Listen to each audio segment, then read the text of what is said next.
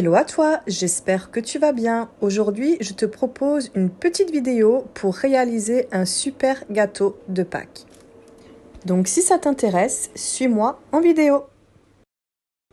Pour réaliser cette recette, il te faudra 3 danettes au chocolat.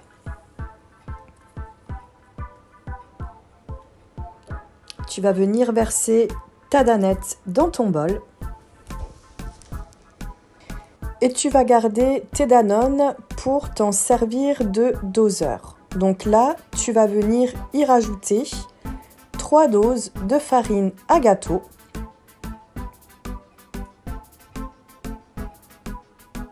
Donc tu viens remplir ton bol de danettes avec de la farine. Et tu répètes cette étape 3 fois. On peut dire que c'est un petit peu la base du cake au yaourt. Une fois cela fait, tu vas venir y rajouter ton sucre. Donc, tu vas venir y mettre 2 doses de sucre.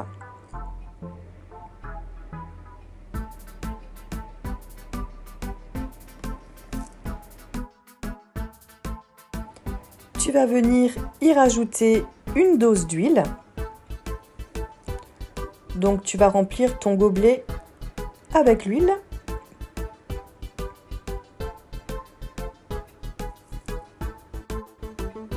Et tu vas venir y rajouter 3 œufs.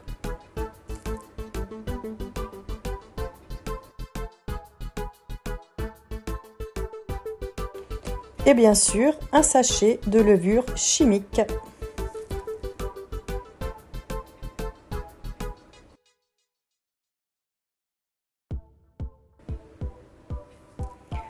Une fois tous tes ingrédients incorporés, tu viens bien mélanger le tout.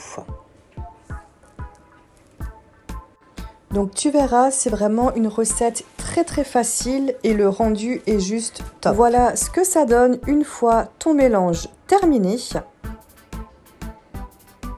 Donc le mélange doit être bien liquide. Et là, tu vas venir le mettre dans un moule rond comme celui-ci, avec un petit trou au milieu.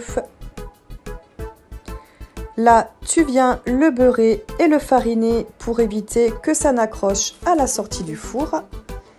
Et tu viens y verser ta pâte.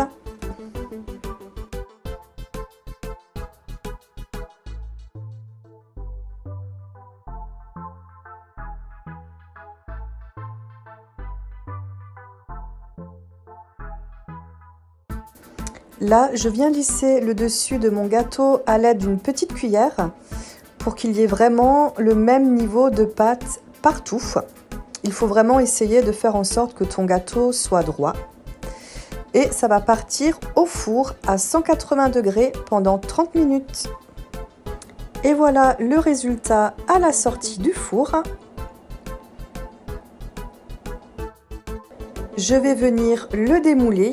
Et je vais laisser le gâteau à l'envers pour l'étape suivante. Là, tu vas venir pouvoir y rajouter de la pâte à tartiner.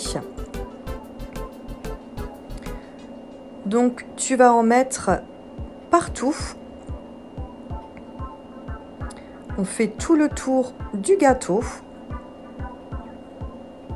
Donc, cette étape, c'est important de le faire tant que le gâteau est encore chaud. Comme ça, ta pâte à tartiner va fondre et tu arriveras à bien la travailler tout autour de ton gâteau. Donc on fait un petit peu comme un glaçage, mais avec de la pâte à tartiner. Donc tu viens lisser de partout et tu fais ça sur tout le côté et le dessus de ton gâteau.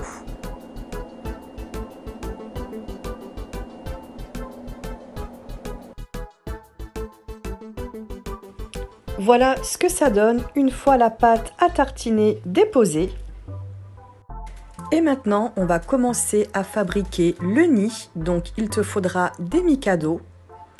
Moi, je suis venue les couper en 3. Bon, après, j'ai fait ça à la main. C'était beaucoup plus facile parce que là, c'était pas top de cette façon-là.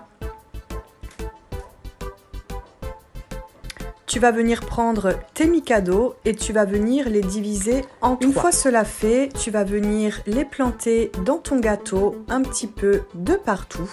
Donc comme un nid d'oiseau. Voilà, il ne faut pas que ce soit linéaire. Et tu vas faire ça sur tout le tour de ton gâteau. Voilà ce que ça donne une fois que j'ai terminé d'insérer mes Mikado dans mon gâteau. Donc tu vas t'amuser, ça met quand même un petit peu de temps, mais j'ai trouvé ça super intéressant à faire. Et je trouve que le rendu est juste génial.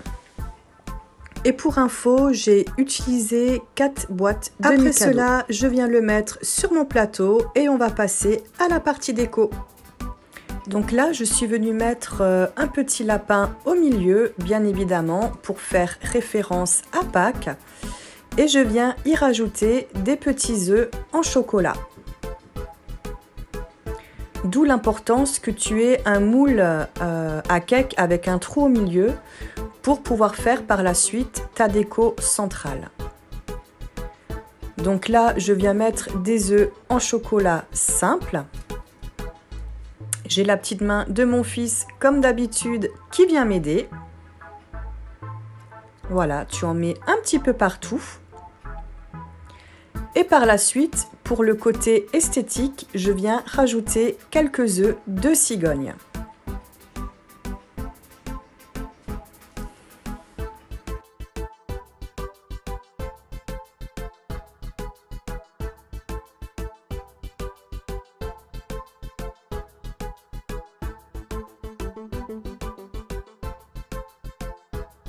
Une fois cela fait, je viens rajouter quelques petites carottes. Et voilà le résultat final. Alors moi personnellement, j'ai adoré faire ce dessert. Il est vraiment très facile à faire, c'est vraiment à la portée de tous. Et je trouve que pour un dessert de Pâques, c'est vraiment super. C'est très joli, très mignon et voilà, c'est sympa. Donc j'espère que cette vidéo t'aura plu. N'hésite pas à liker, à partager et à commenter. Et je te dis à bientôt pour une prochaine vidéo.